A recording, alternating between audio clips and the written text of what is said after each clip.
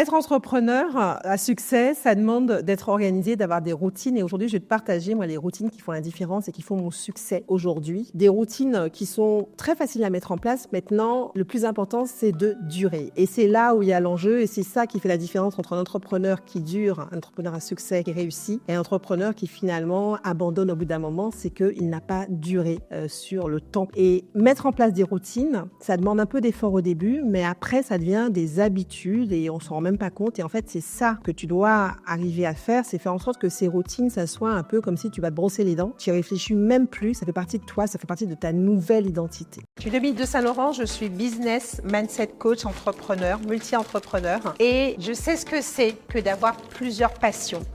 J'en suis une de multipassionnée. Et moi, je vais t'aider à structurer tes idées. Alors, une première chose qui va peut-être t'étonner, moi, la routine qui a changé beaucoup de choses dans la réussite de mon business, c'est de prendre soin de moi. C'est d'abord de comprendre que mon bien-être, ma santé, ma vitalité, c'était mon carburant et c'était la ressource la plus importante pour me permettre de réaliser tous mes objectifs. Ma première routine, c'est vraiment toutes les actions que je fais pour prendre soin de ma santé, de mon bien-être. Ça passe par le sport, la méditation, bien m'alimenter, bien dormir. Ensuite, la deuxième routine qui a vraiment changé la donne dans mon business, c'est la façon dont je vais collaborer avec mon équipe. Et c'est tous les rituels que je mets en place pour mon équipe de façon à recueillir du feedback régulièrement, d'avoir aussi une collaboration qui soit constructive. Et ça a vraiment changé la donne. Et donc de réfléchir à comment je vais interagir avec eux, quels sont les outils que je vais utiliser pour interagir avec eux. Et ça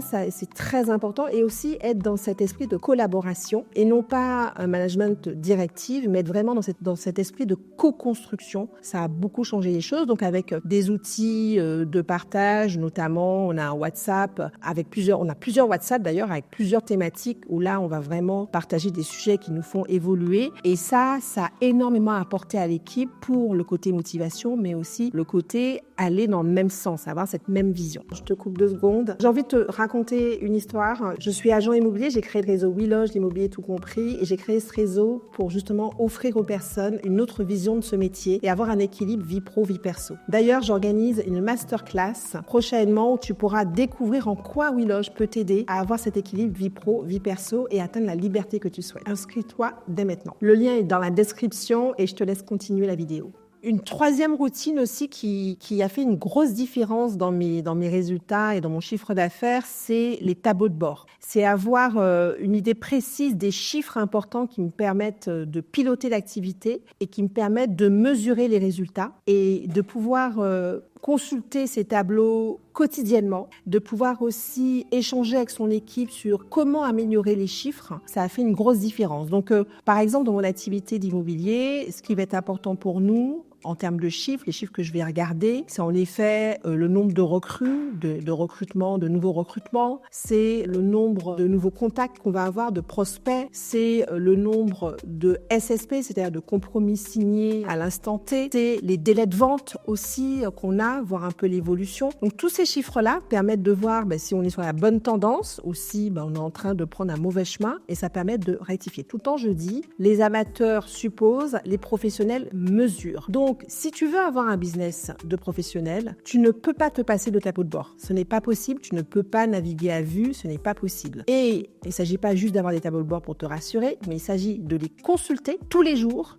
et d'en tirer des conséquences et donc de prendre des décisions pour justement rectifier les résultats. Et c'est uniquement à partir de chiffres que tu pourras prendre les bonnes décisions pour améliorer justement la rentabilité de ton entreprise. Ensuite, quelque chose de très important aussi dans ton déploiement de ton activité, c'est de prendre l'habitude de célébrer. Et célébrer chaque petite victoire parce que c'est l'ensemble des petites victoires qui va faire finalement le résultat final. Et souvent, on banalise ces petites victoires. Et moi, j'ai un rituel dans mes réunions. Je demande à mes collaborateurs de partager une victoire, quelque chose où ils sont fiers et de pouvoir aussi le partager en équipe. Ça apporte de la motivation. satisfaction, ça apporte de la fierté et ça ramène finalement des choses positives dans son business. Et c'est vraiment important de prendre l'habitude, que ça soit un rituel, une routine. À la fin de ta journée, tu peux même te demander, OK, qu'est-ce que j'ai fait de bien dans ma journée aujourd'hui? Ça peut être vraiment, par exemple, je sais pas, tu as un objectif de contact à initier. Eh bien,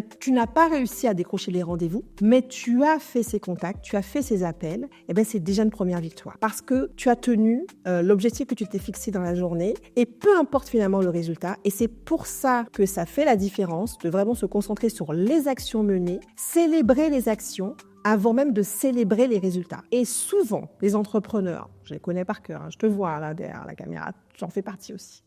Eh bien, tu vas célébrer tes résultats et tu vas jamais célébrer tes actions. Alors que ce qui va donner du résultat, c'est l'action. Et peu importe si tu as eu le résultat tout de suite, déjà de faire l'action, ça te garantit d'avoir du résultat par la suite. Mais si tu prends pas le temps de célébrer le fait que tu aies fait l'action et que tu passes ton temps à te saboter parce que tu dis oui, j'ai pas eu de résultat et donc à te concentrer sur ça, eh bien, tu ne vas pas attirer justement le résultat. Donc, prendre l'habitude et instaurer cette routine de célébrer chaque action menée, c'est vraiment une habitude qui va accélérer aussi tes résultats. Et puis une routine que j'ai depuis plusieurs années et qui change réellement la donne au niveau de tout ce que tu vas construire dans ta vie, que ce soit professionnelle, personnelle, et tes résultats vont s'accélérer mais de façon assez spectaculaire. Est-ce que tu veux savoir ce que c'est? Ce que c'est les affirmations positives, c'est l'intention que tu mets à chaque matin quand tu te lèves de ton lit, c'est avoir une intention particulière sur ce que tu veux réaliser dans cette journée. Et moi, c'est quelque chose que je fais tous les matins. Tous les matins, je me dis, OK, c'est quoi mon focus aujourd'hui? Quelle tonalité je veux donner à cette journée? Je veux que cette journée ressemble à quoi? Et je me construis des petites phrases qui vont dans le sens de ce que je veux avoir dans cette journée. Et je me les répète et même je les hurle dans ma voiture. Et la voiture, c'est super parce que tu peux faire plein de choses et ça reste entre toi et toi. Et ça, vraiment, tu dois certainement avoir entendu parler de la loi de l'attraction. Alors, dans la loi de l'attraction, il y a aussi action parce que si tu fais juste que